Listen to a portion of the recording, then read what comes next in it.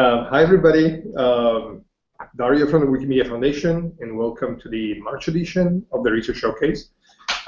Very happy to have here today Andrei Rizoiu from Australian National University. And I'm going to give a two-minute presentation introduction to his talk. Andrei came here a couple of weeks ago when he presented his paper at a conference here in San Francisco, Wisdom. And we had a small but very intense discussion on these issues here at the foundation. And so we thought we would invite him to give a public showcase presenting his work on the evolution of privacy laws in Wikipedia. And I want to say one more word about this. At the foundation and in the movement, we are very sensitive to private data, and we tend to take very seriously the issue of how much data we collect and how we retain it, and what we share or we don't share. There isn't necessarily much discussion on public data and the implication of public data for de-anonymization.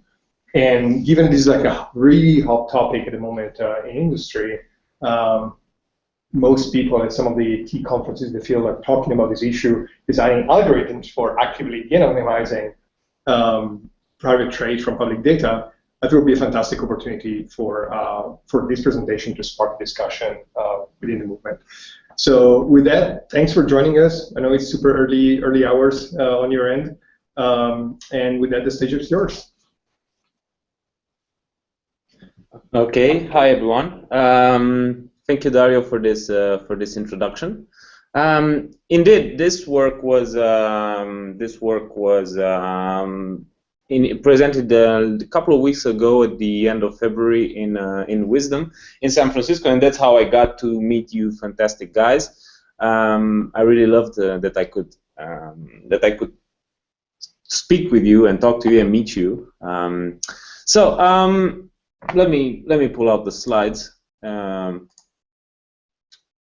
so I can start showing you what we've been working on. So the name of the presentation is Evolution in Privacy Laws, and it should have been probably within brackets in Wikipedia. Initially, it started as an idea that in any social system that is out there, when we observe its evolution over time, over a certain length of time, there is a de-anonymization or a privacy loss trend that occurs naturally in all systems. And we applied this idea and we tested this idea in Wikipedia. I'm going to go more into details soon enough. But before that, let me show you a little bit about the theme behind this work. These are my co-authors on the paper. Lexing Shirsh is also the Australian National University, and then there is Manuel Cebrian and Tiberio Caetano. The common trait of all four of us is that we're all part of Data 61, one of the major research organizations here in Australia, and then others are affiliated to other universities also. So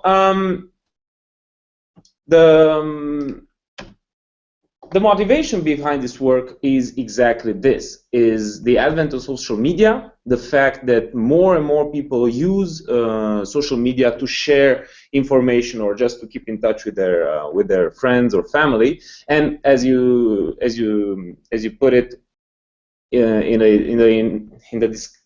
the initialization of this discussion, online privacy is something that people are are getting aware nowadays and start being a little concerned.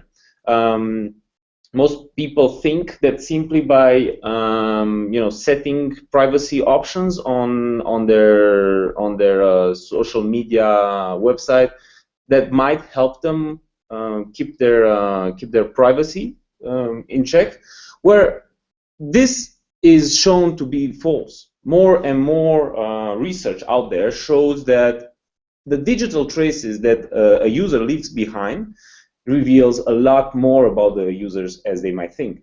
In 2013, Kozinski and his colleagues showed that, for example, just by looking at the public series of likes on Facebook. One can infer very sensitive things like, okay, gender, not necessarily very sensitive, but they can infer things like the sexual orientation, or even the fact if the user's parents divorced before her 21st birthday. So really sensitive key issues can be inferred by just looking at the pattern of activity of a user online. This is known, right? What we are really interested in this work, the kind of the meta questions that we are trying to address in this work is, does the user privacy degrade over time? So not only does it degrade when we have information, but does it degrade over time? Is there a trend of how this privacy is lost? If so, what are the factors that contribute most to the revealing of these private traits? And lastly, what would be the measures to stop this personal leak of information? Like, if I stop posting information online, does that help to protect my privacy? So this is exactly what I'm going to show next. In the rest of my presentation, I'm going to talk about why we chose Wikipedia to test our hypothesis. And what we used from it. I'm going to show you how we profiled editing behavior of the Wikipedia editors, how we measure the predictability of some personal traits, and then I'm going to show you what results we obtained, and then just conclude with some recommendations maybe. So let me jump straight into the subject. First of all, why Wikipedia? This is like kind of the question that people keep asking us. Why have we chose Wikipedia to test our hypothesis? Well, there are a number of traits that makes Wikipedia perfect for our study. First of all, it's all public. So you guys did a great job to make everything available. So that's what we did. It's public. It's long. So we have the entire edit history for the whole 13 years. Oh, now a little bit more, but at the time when I crawled it, it was 13 years. So it's ideal for our kind of study. The second reason why we are interested in this is that there are tens of thousands of users in Wikipedia, and they come from different backgrounds like geography, location, religion, education, political. That means there's a wealth of information, the potentially private information that we could get if there is any, and also this allows us to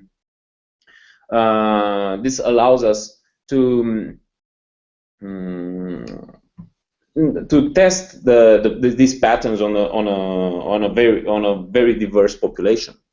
But most of all, what we were really attracted by looking at Wikipedia is that it's apparently a harmless data set.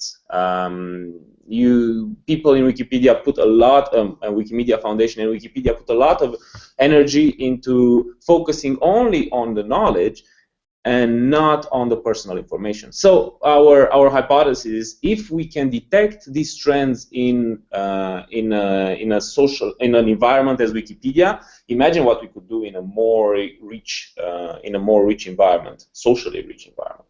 So just to give you an idea of how big is the data set that we are using, I downloaded the June 2013 stub of Wikipedia, and I simply parsed it. So we ended up with more than 188 million revisions after filtering a bit, after filtering based on the information we got about the editors. So we were looking at the activity of almost 117,000 editors, and the way we took the personal information, it was by looking at editor badges, and we got like more than 8,000 categories of editor badges. So we got the history of almost 22 million pages, and we also take into account the page categories, or the categorization system that Wikipedia uses to classify the pages. I'm going to show you exactly how we did this. So the first question came: how can we encode the editing behavior of users, right? How can we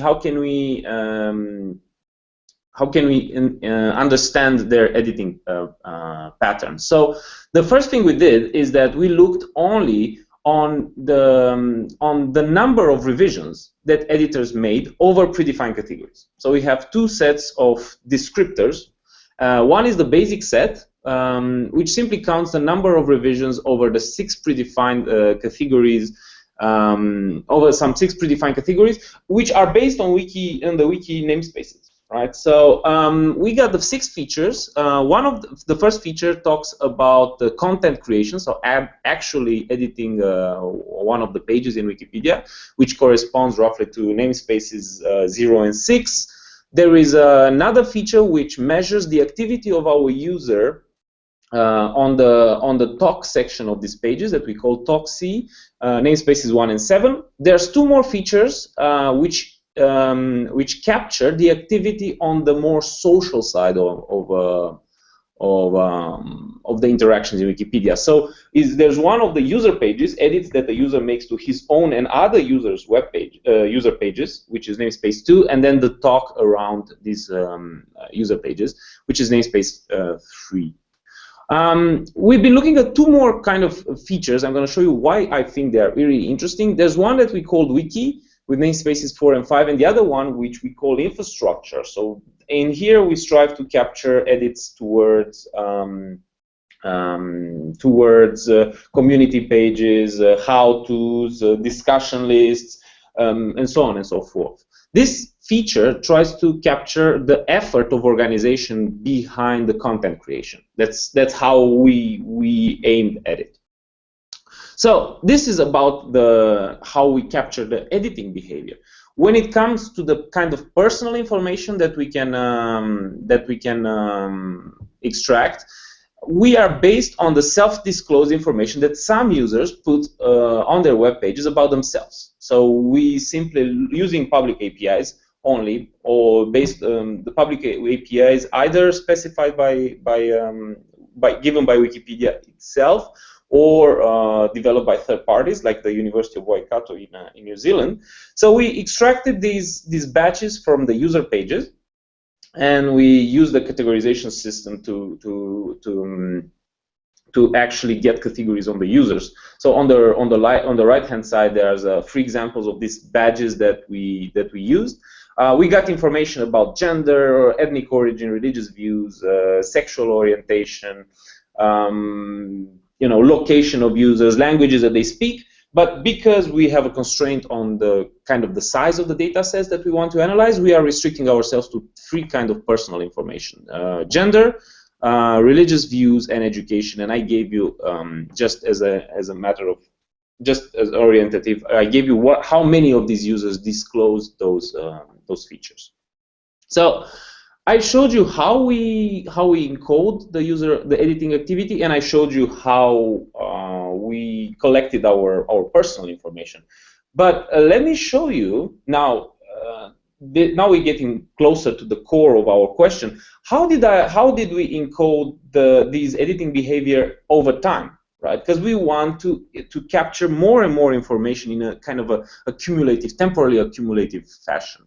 So what we did, we simply divided time into 3 months time frames, and then we computed the editing behavior of each user, just as I showed you earlier, by counting over the categories, right? In here you see an example of time being cut into 3 time frames.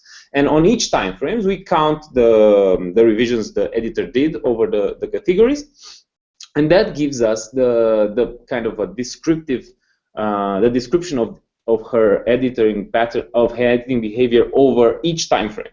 Now, if we want to temporally embed increasing quantities of information, all we need to do is to take the concatenation of these features. For example, to describe the activity at second time frame, we will have the features in the first time frame and in the second time frame. And then if we want to go on the third time frame, we're going to have the previous description, so in the first and the second time frame, and we will add the descriptions over the third time frame.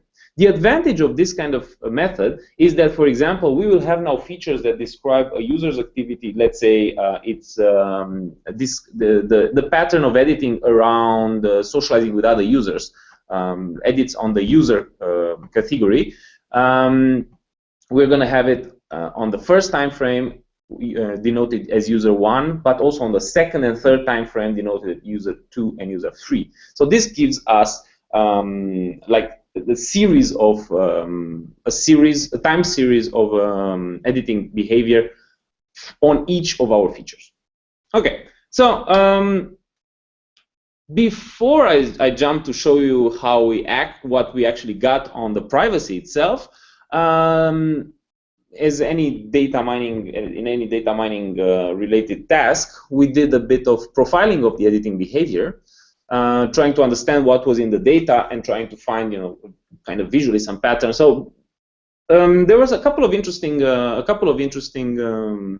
conclusions that we got just by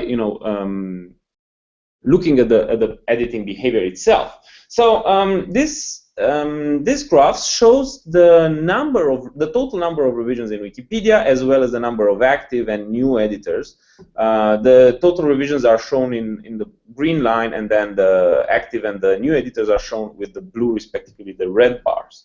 So what we see on the left is the content edits, so the active contributions to the Wikipedia pages, which shows the famous slowdown of Wikipedia, which has been reported previously. Aaron did quite a number of an amount of work on this, and I've seen a number of his presentations where this phenomena was analyzed into detail. So this is known. But what we did, we went a little bit further, and we kind of tabulated this trend over our categories. So what we saw is that while this trend is active in most of the features, so we can detect a similar trend, it is not the same in what we call the infrastructure. So what we detected here is that infrastructure edits tend to be on a rise. So there is a rise of a maintenance effort, or as one of the Aaron's presentations earlier, Wikipedia is getting efficient. So there is more work around maintaining the content rather than creating the content, and we find this being really interesting. So we also tabulated this evolutions over, let's say, the size of the populations, and then divided the populations. We grouped the population based on our features, right? So we can now plot things like the relative evolution of the population of editors based on their education or based on their religion, right?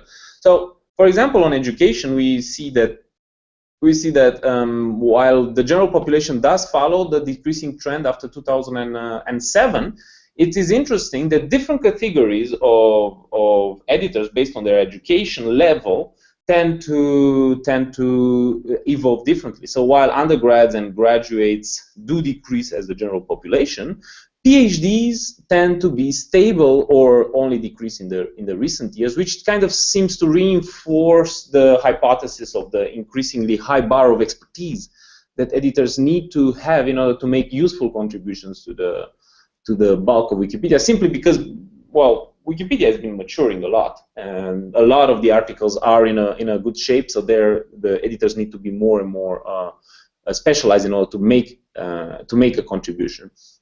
Looking at tabulation per religion, we see that the self-disclosed Muslim editors seem to be more and more present in the population, whereas all the other mainstream religions seem to be on a decreasing trend.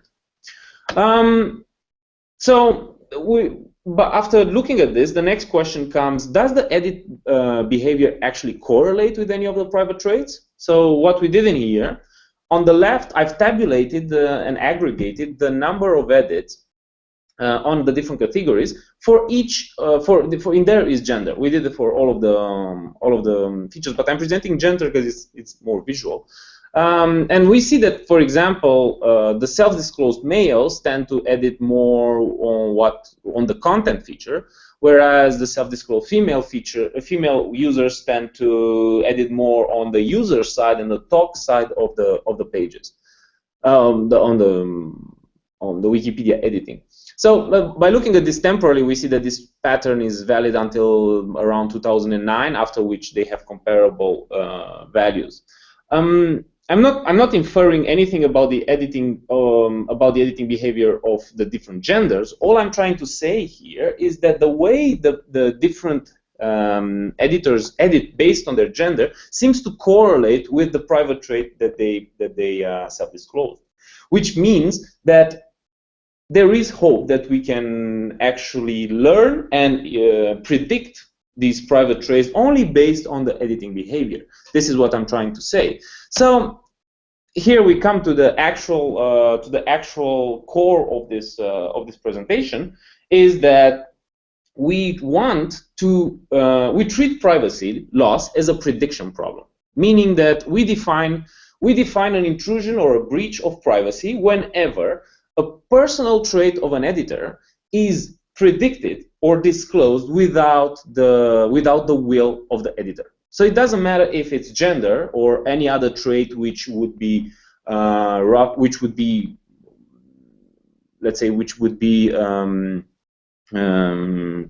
of easy to spot, or for most of us does not pose a problem. If the user doesn't want that trait to be disclosed, then we treat it as a privacy intrusion. So now, given this definition of privacy loss, one way to measure if there is this phenomenon of privacy loss is to see if we can predict these traits and how well we can predict. So basically what we did, we took each of these features, we took each of these categories, and we treat them as categorical classes, and we are trying to predict them using a typical standard setup for machine learning. So we took our population of users, we split them into the train, into the test, and then we used a classical machine learning algorithm. In this case, is logistic regression, really off-the-shelf algorithm. So what we detected is that as time increases, using the setup that I've been talking to you earlier, presenting earlier, as time increases, we observe an increase of prediction performance in all of the traits. So what we can conclude is that all of the traits that we were looking at can be predicted increasingly better only by looking at the editing pattern of our editors over time, into increasing prefixes of time. So this was already a big result, but then we came to the next question. What causes this privacy loss? So we wanted to look at the sources of privacy loss. One of the first things to do is to try to predict better, because as you saw earlier, the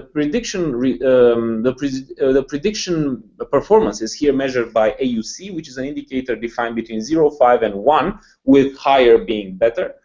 Are around 0.7, which while it's indicative, it's not a big value.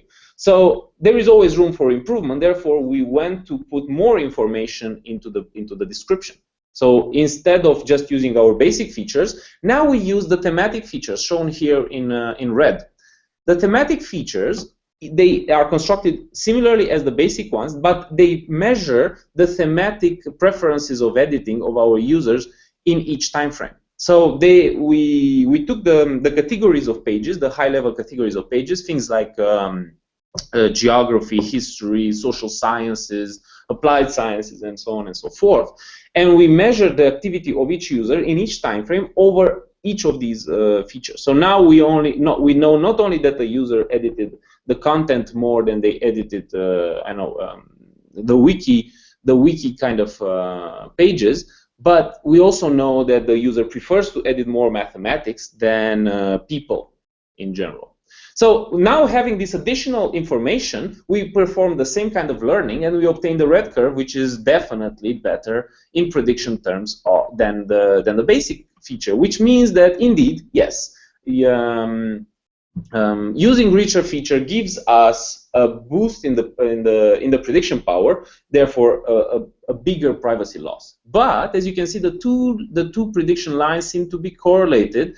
The Pearson correlation coefficient is 97%, which means it's just scaled up, which means that makes us believe that doesn't really matter how much information we put into the features or into the description. The basic trend, the trend of de-anonymization or the privacy loss, is the same because it's intrinsic to the environment itself. It does not depend on the description. It's basically more on the accumulation of information. So the next source of information that we are looking at now is how about information that can be learned from newcomers, people who join the population after in the course of the study, the time frame. So what we did in here is that the red line shows the number of the red line shows the prediction performances of the privacy loss trend in a fixed population. We basically look at the active population at the beginning of 2007, and then we study only these users by looking only at their own activity. So any performance increase is due only to learning better the editing patterns of users based on their own activity, so no additional information.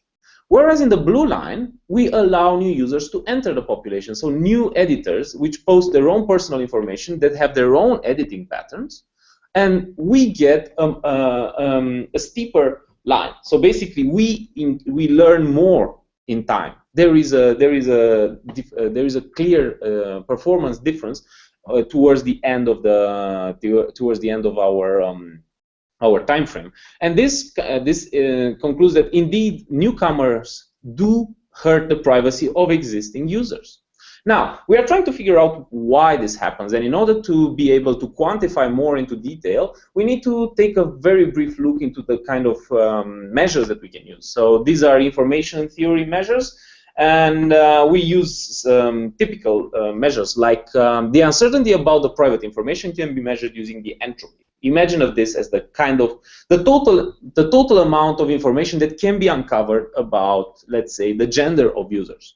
Now, if we are to measure the amount of information disclosed by a given feature, X, about our class Y, we can measure this using the mutual information between X and Y. In the example on the right, the intersection of the Venn diagrams shows the amount of mutual information. More intersection means higher mutual information, therefore more disclosure of a feature on the class. But this is not what we are interested in. Remember that all our features are temporal series. So we are not really interested only in the amount of information that the feature discloses, but we are mainly interested in the amount of new information that the feature discloses at a given time t. Therefore, we're using the information transfer measure, which is a conditional mutual information. And this tells us how much x3 on the right gives, how much information x3 gives, considering we already have seen x1 and x2. x3, as you can see, has a pretty large intersection with y, but the amount of new information that x3 brings is pretty small. So this information transfer actually allows us to measure how much additional privacy loss, how much additional privacy is lost when on a new time frame. So let me show you then what we obtain. The online breadcrumbs, we denote by online breadcrumbs the effect of a user's own activity. Therefore, what do I learn when looking at a set of users, fixed set of users, and learning the patterns of their usage? So on the left, you have the instantaneous mutual information, which means how much information each of the main three features for us, they are content, life, and society, give about gender in this case. So how much information at each time frame these features give, and you see that the amount seems to be kind of constant, which means that each time frame brings roughly about the same amount of information about gender. But when we look about the amount of new information that we get, we see that there is an initially there's a peak, and then it decreases quite fast. The idea behind this is that even if all the descriptions contain as much information, so they hurt privacy just as much, what it means in practice is that later edits tend to hurt privacy less, simply because what is there to be learned has been learned already. Imagine that you are following someone over a week or a month, and you learn her habits, you know where she shops, where she lives, or what she does. By following her for another month, or another year will not bring a lot of new information, because most of the habits of that person have already been discovered. Now, here we come to the interesting part. What do new people bring into our population? So on the left, you see the information transfer, so the amount of new information in the system when we take into account a system that contains both new and old users, whereas on the right, there's only with old users. Both of them present the initial peak, which is due to the breadcrumbs.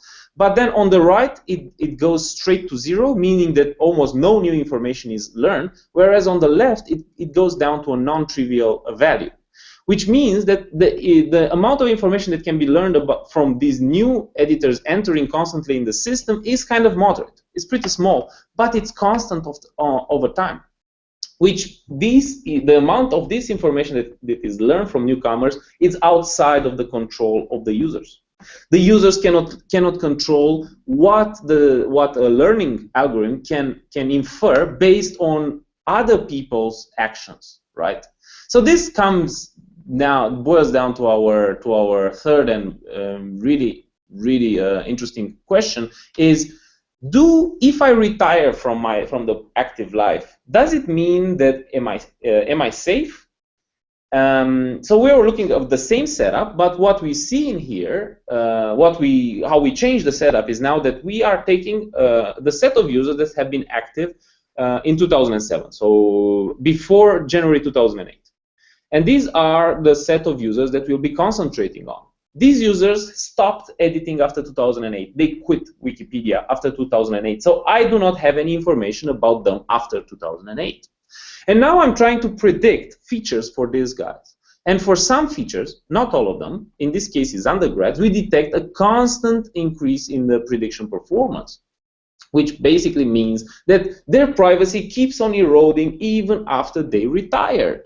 Now, why is that? We were looking at why is that. Obviously, it's because of the new users. It needs to be based on the new users, but how do the new users affect the old users? And how we see it is that there are those connection users which have been active both before and after our users exited the system.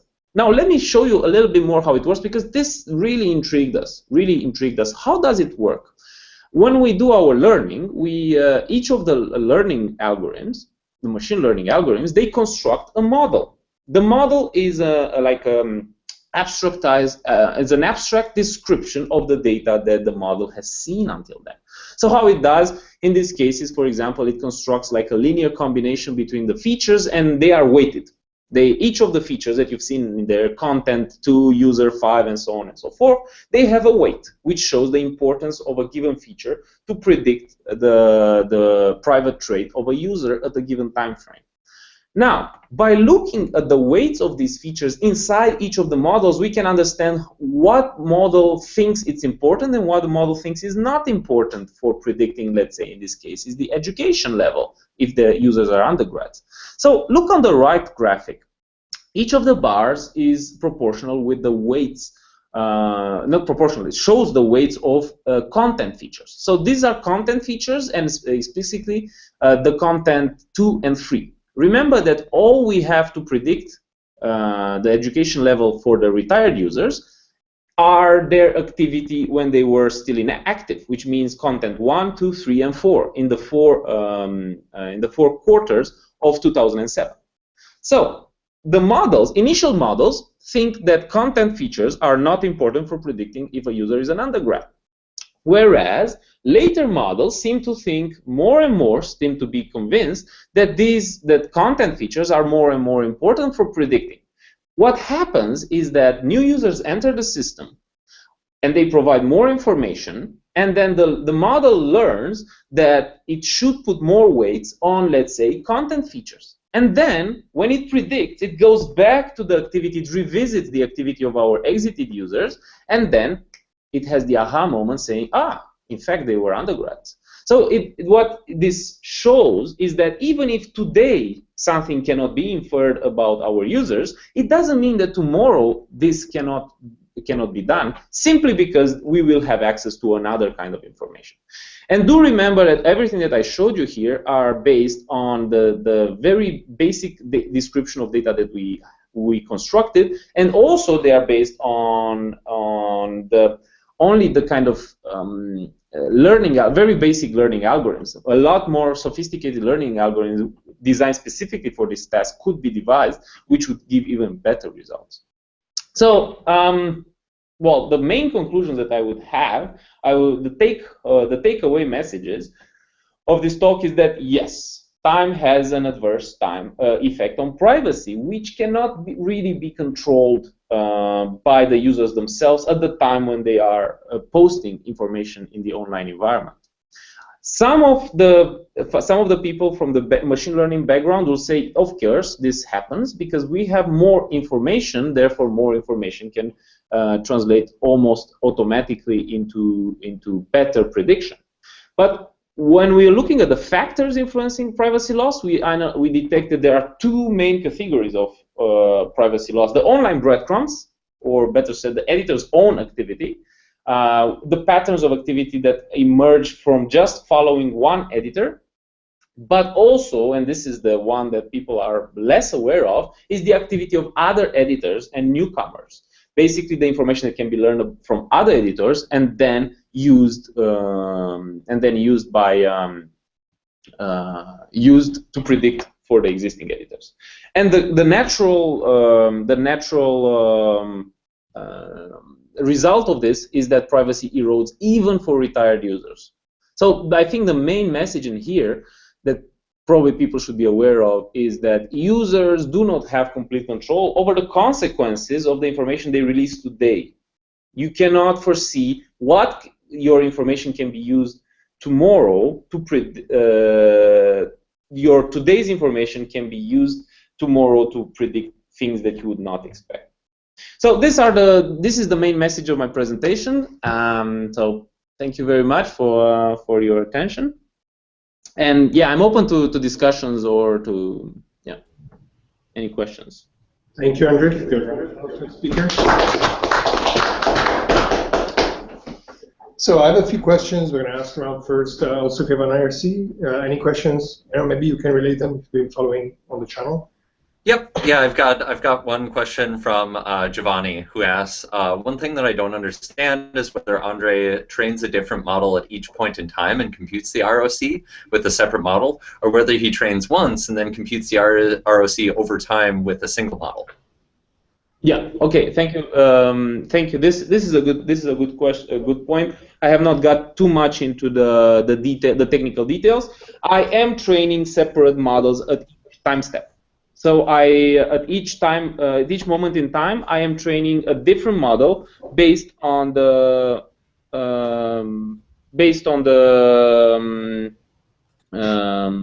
description at that time point.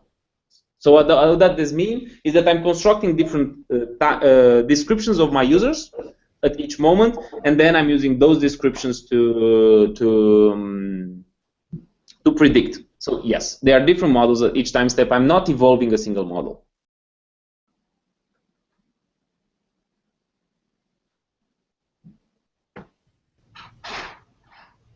Yeah, I don't know if it was clear enough. Yeah, regretfully on IRC, they're going to have a delayed response. So I'll let you know if Giovanni wants to ask a follow-up. And since I'm already talking, I'll ask my question too, and I'm pretty sure that finishes it for IRC. So I'm curious, when you were showing those graphs at the beginning, and thank you for the shout out, I was wondering how big the subsample of editors who you have this information about their gender or educational background is. Like, what's the scale of that graph? You're talking about these graphs over here, right? Yeah, yeah. Like, you know, how many users do you even have this information for? Yep. So the actual. So these are proportions. All of these. The curves are scaled. So the lines are scaled from 0 to 1, which is minimum to maximum population. Then the height of the bars on the left give you proportional proportions of the categories in each. So, for example, undergrads are bigger than grads, which are bigger than, no, the other way, grads are bigger than undergrads are bigger than PhD. And in the parentheses, you have the real effectives of the class. So I have 3,800 undergrads, a bit more than 700 PhD, and 4,500 graduates. Now, if you want the number for all of these features, I gave them here. So I have education information for 9,000 users. Then I have religious information for more than 7,000 users, and then gender for also approximately 7,000 users. This is an important point. Thanks for the question. When I constructed my data set that I described here on this slide, I'm restricting all of the information only to editors that I know information about. So basically, I went through my dump, through the Wikipedia dump. I got the entire population of users. Then the next thing I did is I went and I looked which of these users I have information about. So when I'm presenting, let's say, 188 million revisions, those are revisions made only by editors that have put at least one badge on their wall, and of which I have information, right? Obviously, there's a lot more than 188 million revisions in Wikipedia. I'm only restricting myself to registered users and users that actually have some information on their user page. Yeah, I appreciate this. Like, the thing that I'm struggling with, and the reason why I asked this question is I'd like to be able to take your observations as fact and then try and figure out, like, why is it that for example, people who have a PhD stick around in Wikipedia longer. But it worries me that this is such a small subset of editors, and it's limited to people who already got through enough of Wikipedia stuff that they know what a user box is and put it on their user page. And so I guess, if I could finish my question and then shut up by asking, what do you think about using this as a fact and then trying to build hypotheses about why it is this way? Yes, this is one of the known things in our work. There is a user disclosure bias. So the user disclosure bias works not only on, is not important only for the validity of the hypothesis that we could build around it. I think the user disclosure bias is also important about the results of the prediction itself. Which means that, let's say, if I have a subset, if I'm basing my training on a subset of users which is more inclined towards disclosing their religious views or, I don't know, location, that's what it is, location, then probably the results, the models I construct will be drawn towards this more vocal minority and not be representative for the real majority out there. We are aware of this. This is a typical problem in setups where we're using self-disclosed information. A solution for this would be performing a real study, a real questionnaire, and then there you can have a random sample which is representative for my population, and where I get information from your real editor, not just the ones that want to be known, for example, to be known for their preferences. I don't see another way of going around the bias. Now, why would the PhDs stick around more? I think you're right there. I think that population is probably some hardened population of editors that have been around for a while. I don't think I have intimate knowledge of the Wikipedia's mechanism by itself to be able to make any reasonable hypothesis towards why that is happening. Gotcha. Well, thank you very much, and for what it's worth, you also answered Giovanni's follow-up question in that too, so that was excellent. Thank you. Okay, cool, thanks. I'm going to jump in the conversation to say that Aaron stole half of my question, so I'm very happy that the bias introduced by self-disclosure got addressed. I agree that having a study with a more controlled demographic sample will be very, very valuable. And I'm also thinking related to the point that there might be an additional bias introduced by the discoverability of these badges. given the fact that there's no repository of badges that when you register you can choose from, there would be almost certainly network effects that determine, when you come across certain badges, you learn about them, and then you start using them. And the timing of these may also affect the population of people who actually decide to use these badges on their own profile. But I think that your answer are totally spot on about how to get a proper sample for this study. I'm going to ask you a second question, which is the same that I asked you last time. I think it might be useful for our community, and that's basically related to one of your first points that you mentioned at the beginning of the presentation. Namely, what can be done, is there any actionable recommendation to prevent this kind of exposure of information? It sounds like the main takeaway from your presentation is no, basically, right? There's not much can be done either by the user or in design of the system that can allow this progressive disclosure information even when people retire. And so given that, I guess many people would be interested in knowing about measures that can implement to avoid this. I'm curious if you have any additional thought about this question. Really good point. Really good point. This is one of the things that we also argued in our. Oh, can you hear me? Yeah. This is one of the points that we argued in our paper, is that. So at the individual level, yes, probably there is not much that we can do at this moment. What can be done, the measures can probably be on two ways, and they are based on the same. No, they are based on different principles. One of the measures would be actually being aware is mainly what's the most important, because when we are aware, by being aware means that policies can be designed. Mainly, this is around. I think most of what things can be done they revolve around policies. Designing political policies so that, like the right to be forgotten, passed in Google, or, data retention policies, or this kind of things. Now, what it means for the Wikipedia editors themselves, well, based on the results that we get, they should not be too worried, right, at this moment of time. We can predict with a fairly good performance some of the personal traits which are abundant in the population, but from there to actually de-anonymizing the identity of one particular user, I think there's still a long road to go. We just detected for the first time this phenomenon. Right, so from there to actually using it for de-anonymization is still a long way. But the way I see it now, I don't see other options of limiting this effect other than kind of not exposing the data. But this would make Wikipedia less public.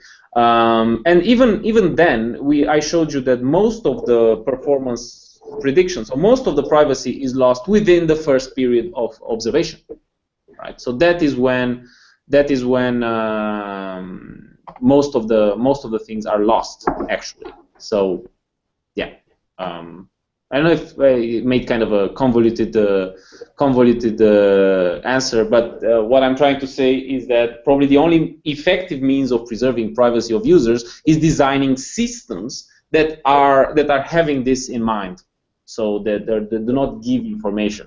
Of course, there's also differential privacy kind of methods, like k-anonymity, like introducing noise in the results, so there are other methods, but all of these assume that the designers of the system are aware of this phenomena, which was not the case until now. Thank you. All right, are there additional questions from the room or from IRC? I'm checking.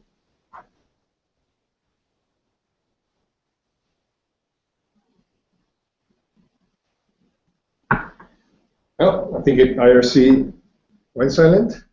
So again, I want to thank you, Andre. You're more than welcome to stick around if you want on IRC if there's any additional comment. But thanks again for joining us today. And thanks everybody for joining us. Let's finish with a final round of applause. Thank you very much for having me. It's always a pleasure to talk to you guys. Likewise. Thank you. Thank you.